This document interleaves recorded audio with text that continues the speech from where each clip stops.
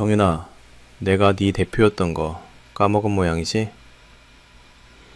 제 회사인 JN 코리아 회의실에 퍼진 제 목소리는 차가웠습니다. 테이블 위에는 횡령 증거 서류들이 가지런히 놓여 있었고, 한때 친구이자 시누이였던 정윤이의 얼굴은 하얗게 질려 있었어요. 지은아, 아니 대표님, 이건 오해예요. 우리 친구잖아. 정윤이가 떨리는 목소리로 말했지만 저는 더 이상 그 말에 흔들리지 않았습니다.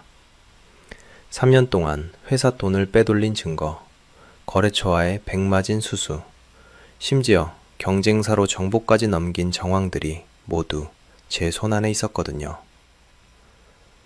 정윤아, 친구라면 내 등에 칼을 꽂지는 않았을 텐데.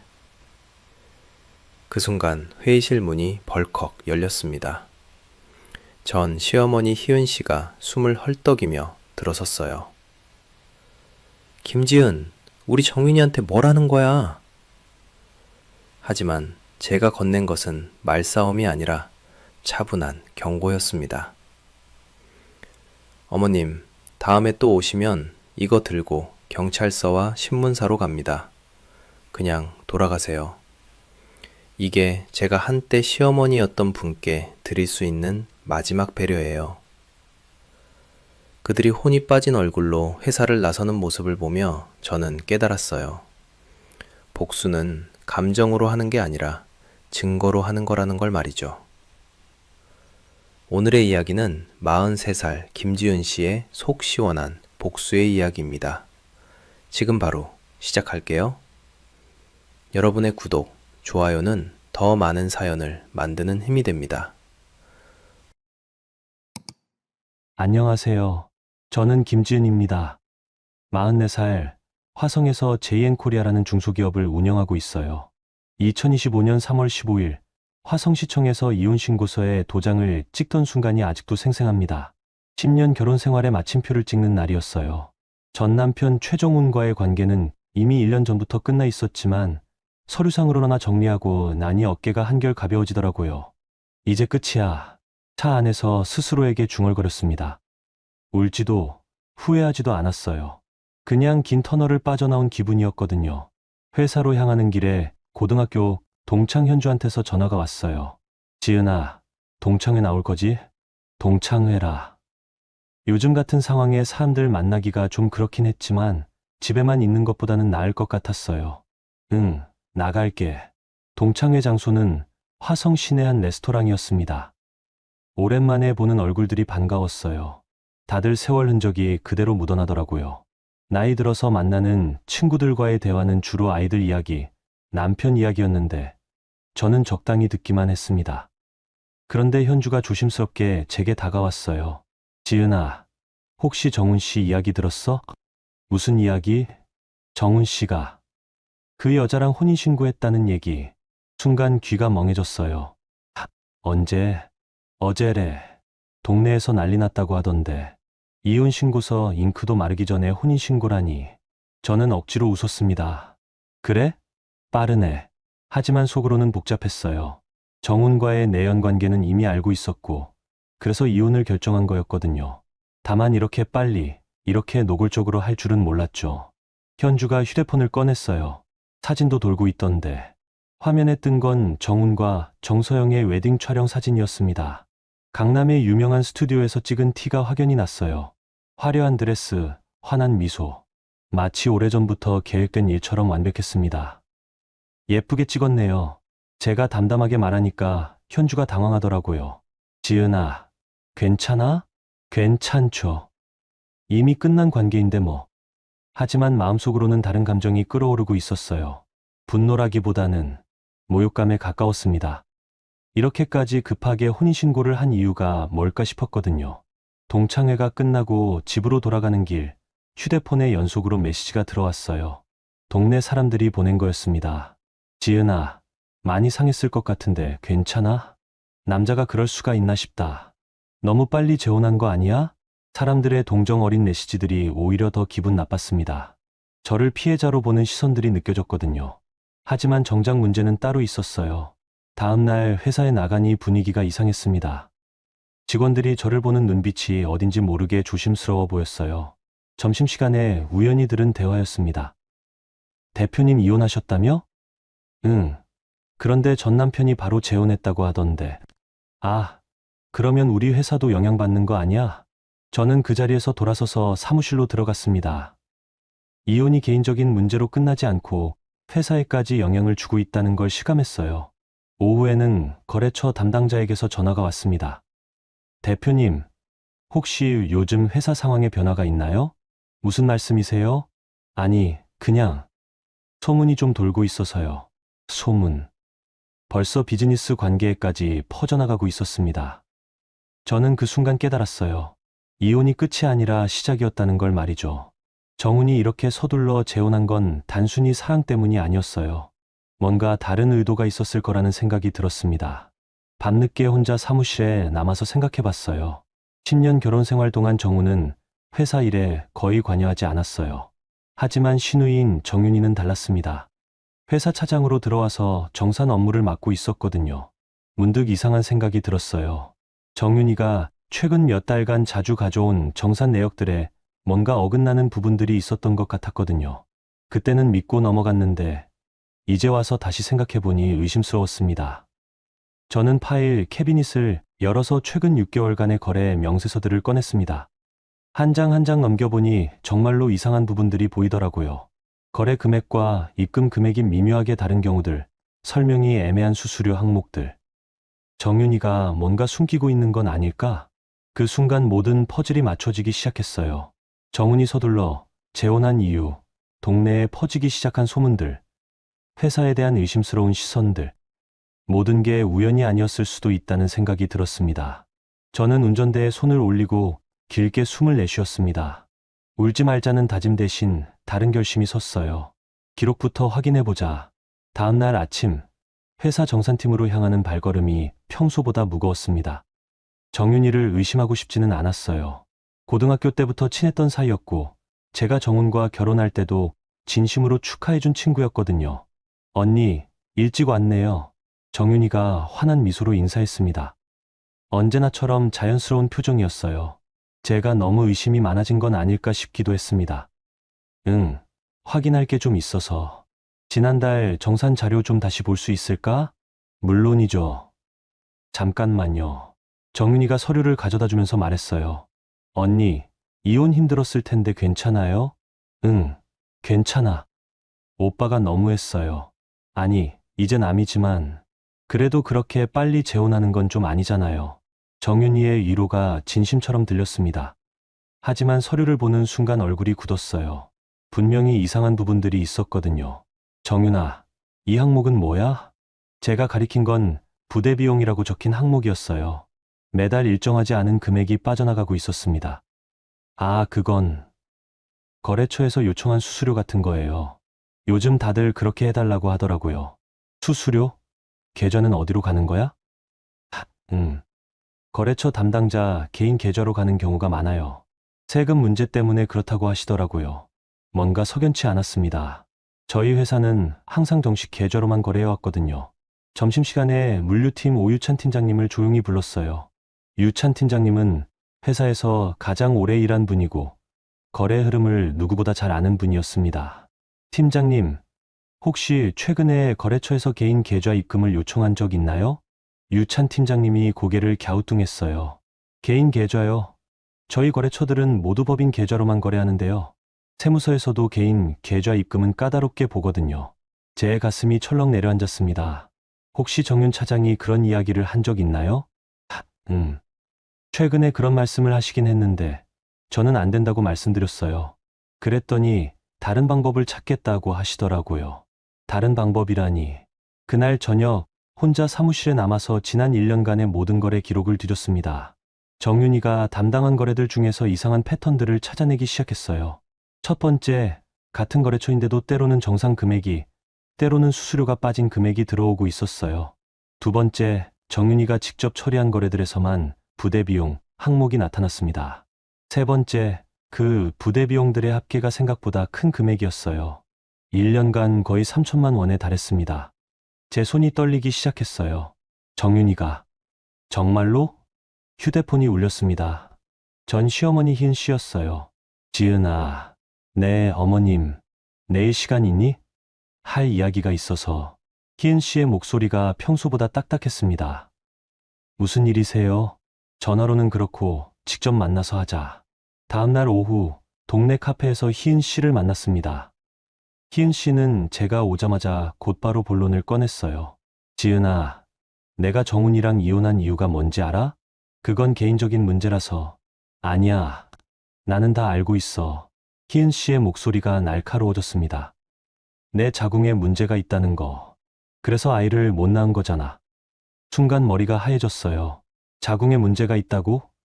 그런 말을 누가 한 거죠? 어머님, 그러니까 정훈이가 어쩔 수 없이 다른 여자를 찾은 거지. 서영이는 벌써 임신했다고 하더라. 임신? 정서영이 임신했다고? 남자는 후손을 남겨야 하는데 내가 그걸 못 해주니까 어쩌겠어. 그런데도 정훈이는 끝까지 참았잖아. 10년이나. 희은 씨의 말들이 칼처럼 파고들었습니다. 자궁 문제라니. 저는 건강에 아무 문제가 없었어요. 단지 아이를 갖지 않기로 했을 뿐이었는데. 어머님, 그건 사실이 아니에요. 사실이 아니긴 뭐가 아니야. 병원에서 검사도 받았다며. 병원 검사? 언제 그런 얘기가 나온 거죠?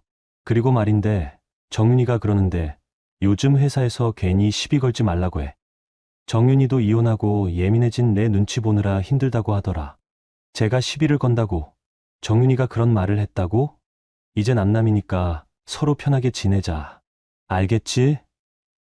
카페를 나서면서 저는 깨달았어요. 이건 단순한 이혼 후유증이 아니었습니다. 계획적으로 제 입지를 무너뜨리려는 작업이었어요. 자궁 문제라는 거짓말로 이혼 책임을 제게 돌리고 정윤이의 회사 내 비리를 덮기 위해 제가 예민하다는 프레임을 씌우고 있었던 거죠. 그날 밤 저는 새로운 결심을 했습니다. 감정적으로 대응하지 않기로요. 대신 증거로 말하기로 했어요. 유찬 팀장님께 조용히 부탁드렸습니다. 정윤이와 관련된 모든 거래 기록을 정리해달라고요. 녹취가 가능한 건 녹취도 해달라고 했습니다. 대표님, 혹시 정윤 차장에게 뭔가 문제가? 아직은 확실하지 않아요. 하지만 확인은 해봐야겠어요. 며칠 후 동네에서 희은 씨를 다시 만났습니다. 이번에는 동네 아주머니들과 함께 있더라고요. 야, 저게 지은이야. 자궁이 문제라더니 안 됐어. 그러니까 남편이 도망간 거 아니겠어? 요즘 여자들이 커리어만 생각하고 애 안 낳으려고 하더라니. 제 귀에는 다 들렸습니다. 희은 씨가 동네 전체에 거짓말을 퍼뜨리고 있었던 거예요. 하지만 저는 참았습니다. 지금 여기서 싸우는 건 희은 씨가 원하는 거였거든요. 대신 제 할 일에만 집중했어요. 증거를 모으는 일 말이죠. 일주일 후 유찬 팀장님이 조용히 제 사무실로 찾아왔어요. 손에는 두꺼운 파일과 녹음기가 들려 있었습니다. 대표님, 말씀하신 자료 정리했습니다. 파일을 열어보니 생각보다 훨씬 심각했어요. 정윤이가 처리한 거래들 중 상당수에서 돈의 흐름이 이상했습니다. 특히 몇 개 거래처와의 계약에서는 실제 거래 금액과 장부상 금액이 달랐어요. 이 부분 좀 설명해 주세요. 거래처에서는 1억 원에 납품하겠다고 했는데 정윤 차장이 1억 2천만 원으로 계약서를 만들었어요. 그리고 그 차액 2천만 원은 협력비 명목으로 따로 빼냈더라고요. 협력비를 누구한테 줬다고 했나요? 거래처 담당자 개인 계좌로 보냈다고 하는데 제가 확인해보니 그 계좌는 유찬 팀장님이 말을 멈췄어요. 그 계좌는 뭐예요? 정윤 차장 명의 계좌였어요. 거래처 담당자가 아니라요. 제 가슴이 쿵 떨어졌습니다. 정윤이가 가짜 명목으로 회사 돈을 빼돌린 거였어요. 얼마나 되나요? 전체 금액이 지난 2년간 대략 8천만 원 정도 될 것 같습니다. 8천만 원. 작지 않은 금액이었어요. 중소기업인 저희에게는 정말 큰 돈이었습니다. 녹음 자료는 뭐예요? 정윤 차장이 거래처와 통화하는 걸 우연히 녹음하게 됐는데 들어보시죠. 녹음기에서 정윤이의 목소리가 흘러나왔어요. 김 대표님, 저희 회사에서 협력비 명목으로 별도 지급해드릴게요. 대신 이건 대표는 모르게 해주세요. 다들 이렇게 하거든요. 아, 그럼 우리 회사 계좌가 아니라 다른 데로 보내드릴까요? 네. 제가 알려드린 계좌로 보내주시면 돼요. 세무상 문제없게 처리할 거예요.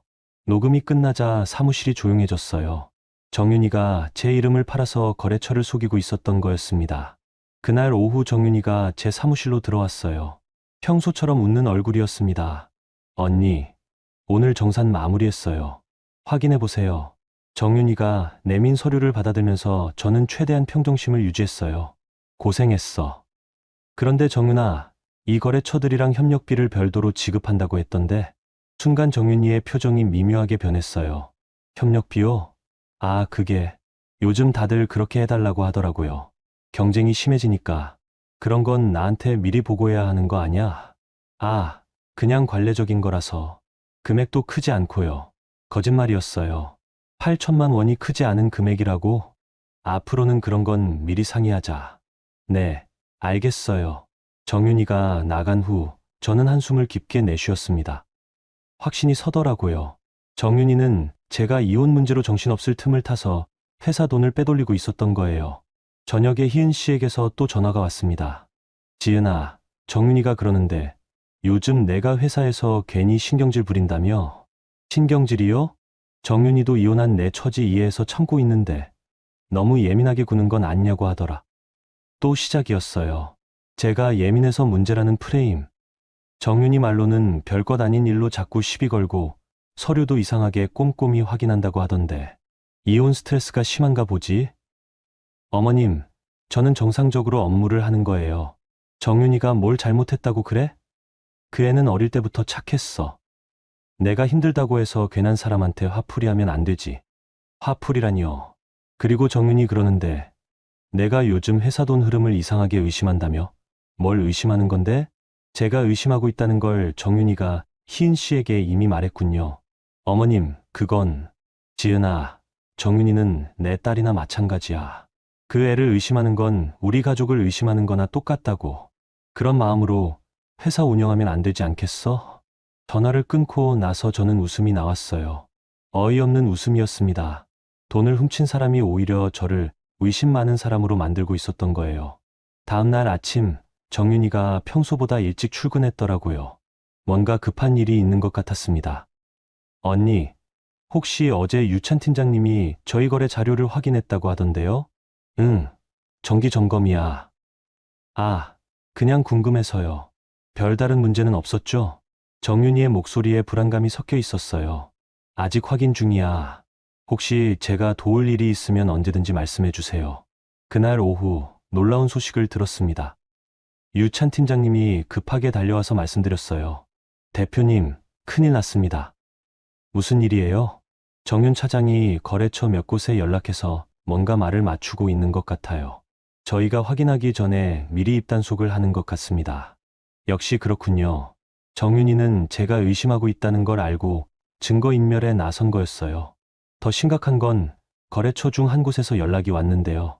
정윤 차장이 경쟁업체와 접촉하고 있다는 얘기를 들었답니다. 경쟁업체요? 네, 우리 거래의 정보나 고객 리스트를 넘길 가능성도 있어요. 이제 단순한 횡령이 아니라 배신의 차원으로 넘어가고 있었습니다. 그날 밤 혼자 사무실에 남아서 생각해봤어요. 정윤이를 그냥 놔둘 수는 없었습니다. 하지만 성급하게 움직이면 오히려 제가 더 큰 피해를 볼 수도 있었죠. 저는 더 확실한 증거를 모으기로 했습니다. 정윤이가 아무리 발버둥 쳐도 빠져나갈 수 없을 만큼 완벽한 증거를요. 며칠 후 정말로 결정적인 순간이 왔어요. 정윤이가 주요 거래처에 저희 회사의 핵심 정보를 넘기려다가 들킨 거였습니다. 이제 더 이상 참을 이유가 없었어요. 친구든 시누이든 배신자는 배신자였으니까요. 월요일 오전 10시 JN코리아 회의실에 정윤이를 불러들였습니다. 테이블 위에는 지난 2년간 모은 모든 증거 자료들이 정리되어 있었어요. 계좌 추적 결과, 녹음 파일, 거래처 증언서까지. 앉아. 평소와 다른 제 목소리 톤에 정윤이가 당황하는 게 보였어요. 언니, 무슨 일이에요? 정윤아, 마지막으로 한 번만 묻겠어. 회사 돈 빼돌린 거 인정할래? 순간 정윤이의 얼굴이 하얗게 질렸습니다. 언니, 무슨 소리예요? 저는 그런 적. 8천만 원. 제가 정확한 숫자를 말하자 정윤이가 입을 다물었어요. 지난 2년간 내가 가짜 협력비 명목으로 빼돌린 정확한 금액이야. 계좌 추적 결과도 다 나왔고 테이블 위에 서류를 정윤이 앞으로 밀었습니다. 이건 내 계좌 입출금 내역이고 이건 거래처와의 통화 녹음이야. 그리고 이건 한 장 한 장 증거를 보여줄 때마다 정윤이의 얼굴에서 혈색이 빠져나갔어요. 언니, 이건 오해예요. 진짜로 협력비였어요. 다른 회사들도 다 하는 거라고요. 그래? 그럼 이것도 설명해봐. 제가 마지막 증거를 내밀었어요. 정윤이가 경쟁업체에 우리 고객 리스트를 넘기려고 했다는 증거였습니다. 이건 진짜 아니에요. 정윤아, 이제 그만해. 증거가 이렇게 많은데 계속 잡아댈 거야? 정윤이가 갑자기 울기 시작했어요. 언니, 우리 친구잖아요. 고등학교 때부터 친했잖아요. 친구가 친구 등에 칼 꽂나. 제가 돈이 급했어요. 엄마 병원비도 필요하고 제 생활도 힘들고 변명이 시작됐어요.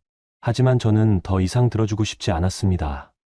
정윤아, 돈이 급하면 나한테 상의했어야지.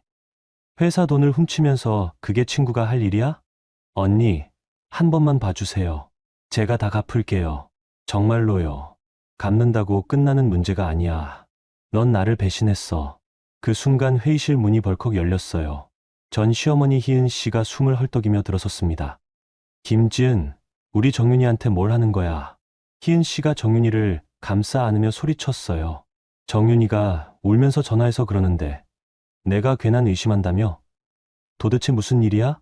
어머님, 정윤이가 회사 돈을 빼돌렸어요. 뭐? 그게 무슨? 증거도 다 있어요. 희은 씨가 테이블 위에 서류들을 대충 훑어보더니 화를 냈어요. 이런 걸로 우리 정윤이를 의심했다고? 이혼하고 나서 정신이 이상해진 거 아니야? 어머님, 이건 엄연한 범죄예요. 범죄는 무슨, 정윤이가 뭘 잘못했다고. 희은 씨가 목청을 높이니까 사무실 직원들이 회의실 쪽을 쳐다보기 시작했어요. 어머님, 목소리 좀 낮춰주세요. 목소리를 낮추긴. 내가 우리 정윤이를 모함하는데. 모함이 아니라 사실이에요. 사실이긴 뭐가 사실이야. 넌 이혼하고 나서 멀쩡한 사람들한테 화풀이하는 거야. 또 시작이었어요. 제가 이혼 스트레스로 이상해졌다는 프레임. 지은아, 정윤이는 내 딸이나 마찬가지야. 어릴 때부터 키웠는데 도둑질을 할 아이가 아니라고. 희은 씨가 정윤이를 더욱 꽁꽁 감싸 안았어요. 그리고 설령 실수가 있었다고 해도 이런 식으로 몰아세우는 건 아니지. 가족끼리 이럴 수가 있어? 어머님, 저희는 이제 가족이 아니에요. 제 말에 희은 씨가 깜짝 놀란 표정을 지었어요. 뭐? 가족이 아니라고? 네, 정훈 씨와 이혼했으니까 더 이상 가족이 아니죠. 이 여자가 정말. 그러면 회사에서도 정윤이를 내쫓겠다는 거야? 그렇게 될 수도 있어요. 희은 씨가 벌떡 일어섰어요. 김지은, 내가 감히. 어머님, 여기는 회사고 저는 대표예요. 횡령한 직원을 그냥 둘 수는 없어요. 횡령이라고 우기지 말라니까. 너 때문에 우리 가족이 다 망가지고 있어. 쟤 때문에요? 정훈이도 내 때문에 고생하다가 다른 여자 만난 거고, 이제 정윤이까지 내가 괴롭히고, 저는 더 이상 감정적으로 반응하지 않기로 했어요. 대신 차분하게 말했습니다. 어머님, 다음에 또 회사에 이런 식으로 오시면 경찰서와 신문사로 갑니다. 순간 회의실이 조용해졌어요. 희은 씨와 정윤이가 저를 멍하니 바라봤습니다. 경찰서에는 횡령 고발을 할 거고, 신문사에는 그동안 어머님이 동네에 퍼뜨린 거짓말들에 대한 해명을 하겠어요. 거짓말이 뭐가 거짓말이야. 제가 자궁에 문제가 있어서 이혼했다고 하신 거, 그것도 거짓말이고요. 제가 회사에서 괜한 트러블을 일으킨다고 하신 것도 거짓말이에요. 희은 씨의 얼굴이 창백해졌어요. 다 증거가 있어요. 어머님이 누구한테 어떤 말씀을 하셨는지, 정윤이가 누구한테 뭘 말했는지. 너 정말. 지금까지는 조용히 참았는데 더 이상은 안 되겠어요. 희은 씨가 정윤이의 손을 잡고 일어섰어요. 정윤아, 우리 가자. 이런 데서 일할 필요 없어. 하지만 정윤이는 아직도 저를 바라보고 있었어요. 언니, 정말 끝인가요? 정윤아, 내가 끝이라고 생각하고 한 행동들이잖아. 정윤이가 마지막으로 말했어요. 언니, 후회할 거려. 후회는 내가 할게. 너는 내일이나 걱정해. 희은 씨와 정윤이가 회의실을 나간 후 저는 한참 동안 자리에 앉아 있었어요. 10년 넘게 알고 지낸 사람들과 이런 식으로 끝나게 될 줄은 몰랐거든요. 하지만 후회는 없었습니다. 이제 정말로 깨끗하게 정리된 기분이었어요. 오후에 유찬 팀장님이 찾아왔어요. 대표님, 정윤 차장 퇴사 처리 어떻게 할까요? 해고 처리하세요. 이유는 업무상 배임. 알겠습니다. 그런데 뭐예요? 앞으로 보복이 있을 수도 있을 것 같은데요. 유찬 팀장님 말이 맞았어요. 하지만 저는 준비가 되어 있었습니다. 모든 증거를 정리해서 사본을 만들어뒀고 필요하면 언제든지 법적 대응을 할 수 있게 준비해뒀거든요. 이제 정말로 새로운 시작이었어요. 여러분, 여기까지 들으시느라 고생 많으셨어요. 지은 씨가 참 힘들었을 것 같은데, 그래도 끝까지 참고 증거로 대응하는 모습이 보기 좋았습니다. 시누이가 회사 돈을 빼돌리고 시어머니가 거짓 소문까지 퍼뜨리는 상황에서도 감정적으로 대응하지 않고 차근차근 준비해서 정면 승부를 한 게 정말 시원하더라고요. 그럼 이어지는 이야기도 계속 들어봐 주세요. 정윤이가 해고된 지 일주일 후 예상했던 일이 벌어졌어요. 유찬 팀장님이 급하게 달려와서 알려준 소식이었습니다. 대표님, 큰일 났어요. 정윤 차장이 동일 업종 경쟁업체로 이직했다고 하는데 거기서 우리 거래처들에게 연락을 돌리고 있어요. 뭐라고 하면서요? 우리 회사가 곧 망할 거라고 거래를 다른 곳으로 옮기는 게 좋겠다고 하고 있답니다. 역시 정윤이답네요. 마지막까지 저에게 피해를 주려고 하는군요. 더 심각한 건 우리 주요 고객 몇 곳의 연락처와 거래 조건을 그쪽에 넘긴 것 같아요. 확실해요? 네. 삼성전자 협력업체인 김 대표님이 직접 연락 주셨어요. 정윤 차장이 우리 회사 내부 정보를 너무 자세히 알고 있더라고 하시면서요. 이건 명백한 영업비밀 침해였어요. 하지만 증명하기가 쉽지 않을 거라는 것도 알았습니다. 그날 오후 정말로 주요 거래처에서 연락이 왔어요. 대표님, 혹시 회사에 문제가 있나요? 다른 업체에서 연락이 와서 그러는데 무슨 연락인지 구체적으로 알려주실 수 있나요? 전 직원분이 그러시는데 거래처들이 줄줄이 빠져나갈 거라고, 지금 계약 맺으면 손해를 볼 거라고 하시더라고요. 전 직원, 정윤이를 말하는 거였어요. 그분이 구체적으로 뭐라고 하던가요? 회사 대표가 이혼 스트레스로 정신이 이상해져서 멀쩡한 직원들을 내쫓고 있고, 그래서 회사가 망해간다고 하시더라고요. 듣고 있으니 화가 났지만 동시에 한심하기도 했어요. 정윤이는 아직도 자신이 잘못한 건 생각하지 않고 저만 탓하고 있었던 거예요. 대표님, 사실인가요? 전혀 사실이 아닙니다.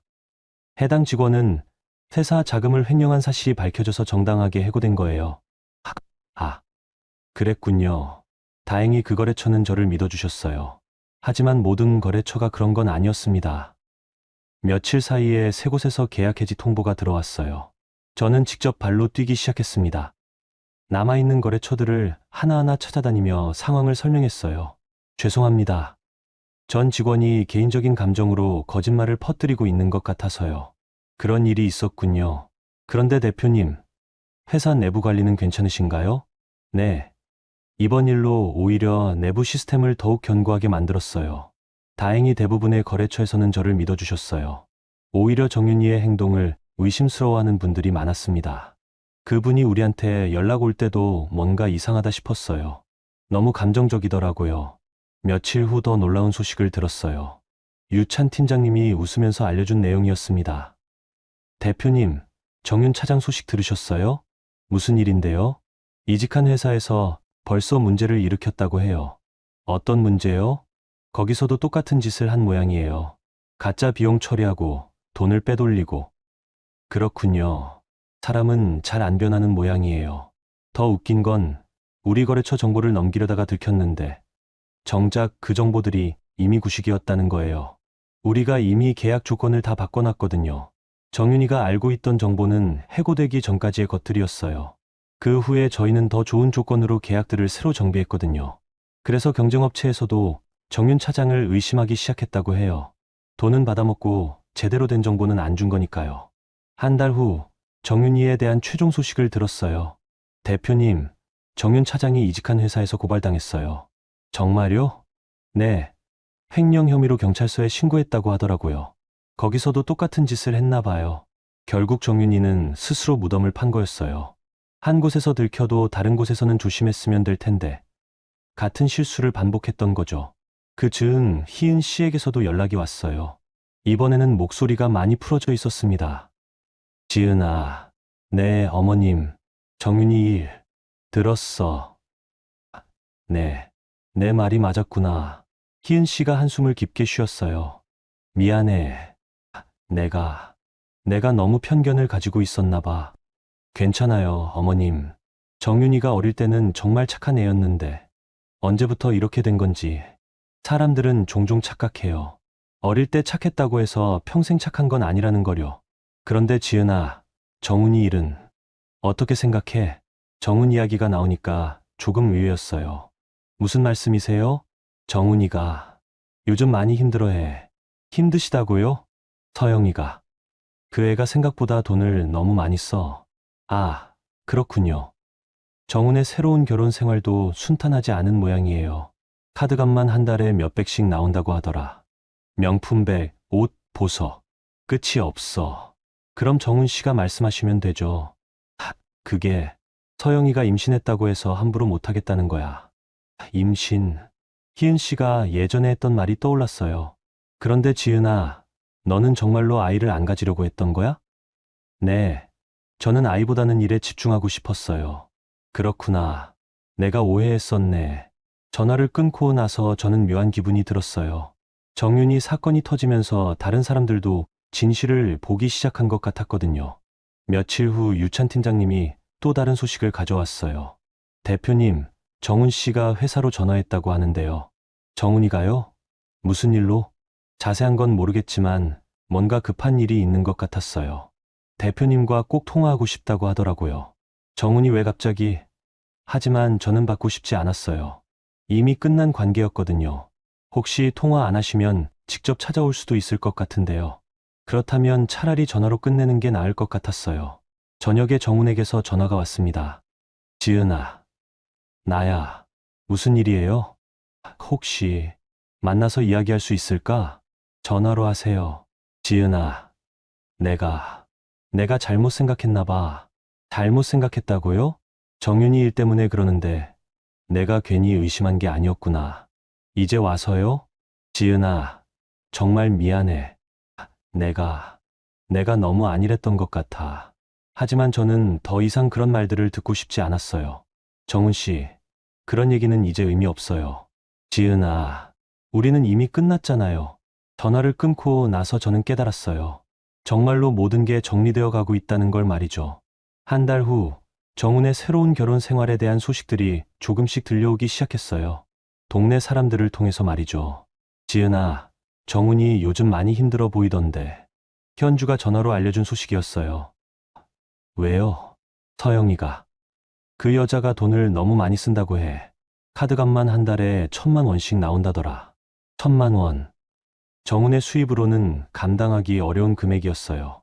더 웃긴 건 서영이가 친정에도 돈을 계속 보내고 있다는 거야. 매달 몇백씩. 친정 송금까지. 정훈이 참을 수 있을까요?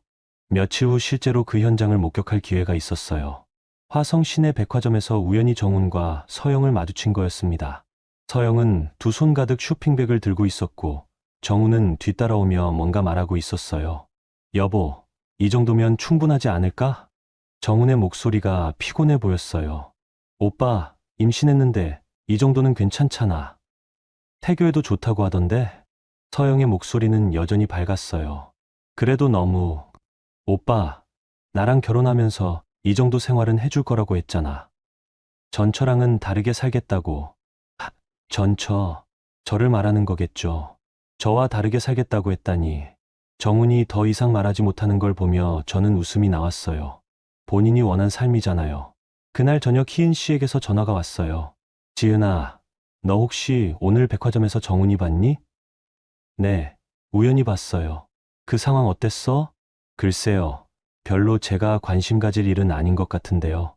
지은아, 내가 요즘 정훈이 보면 안쓰러워. 왜요? 서영이가.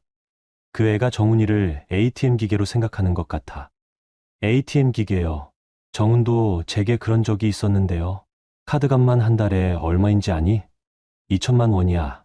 2천만 원. 정말 많이 늘었네요. 그것도 그냥 쇼핑만 하는 게 아니라 친정 식구들 용돈이며 뭐며. 정훈이 월급으로는 감당이 안 돼. 그럼 정훈 씨가 말씀하시면 되죠. 그게 서영이가 임신했다고 하니까 함부로 못하겠다는 거야. 임신을 방패막이로 쓰고 있군요. 더 웃긴 건 서영이가 정훈이한테 그러더라. 전처는 돈만 아끼고 살림도 안 했다고, 자기는 다르다고. 제가 돈만 아끼고 살림을 안 했다고요? 오히려 저는 정훈이 아무 생각 없이 쓰는 돈을 관리해줬는데요. 지은아, 솔직히 말하면 내가 그리워. 어머님, 서영이는 어른 공경할 줄도 모르고 집안일도 안 하고 돈만 쓸 줄 알아. 너는 그래도 나를 챙겨줬잖아. 지금 와서 그런 말씀을 하시네요. 어머님, 이미 지난 일이에요. 지은아, 혹시 정훈이가 다시 돌아오면. 어머님, 그런 말씀은 하지 마세요. 그래도 저는 이미 새로운 삶을 시작했어요. 전화를 끊고 나서 저는 한숨을 쉬었어요. 사람들은 왜 잃고 나서야 소중함을 깨닫는 걸까요? 며칠 후 더 재미있는 소식을 들었어요. 동네 미용실에서 들은 얘기였습니다. 지은 씨, 들었어요? 서영이가 임신한 게 거짓말이었다는 얘기. 네. 거짓말이요? 네. 정훈 씨한테 돈 더 쓰려고 임신했다고 거짓말 한 거래요. 그런데 몇 달이 지나도 배가 안 나오니까 들통난 거죠. 임신 거짓말까지. 서영도 참 대단한 사람이네요. 정훈 씨가 화나서 큰 소리 쳤다고 하던데 서영이는 또 스트레스 받으면 아기한테 안 좋다 하고 우기고 있다더라고요. 그럼 정훈 씨는 뭐라고 해요? 병원 가자고 하니까 서영이가 안 간다고 버티고 있다는 얘기예요. 그렇게 해서 거짓말이 다 들통났나 보네요. 일주일 후 정말로 결정적인 순간이 왔어요. 정훈에게서 다시 전화가 온 거였습니다. 지은아, 나 좀 도와줄 수 있을까? 무슨 일이에요?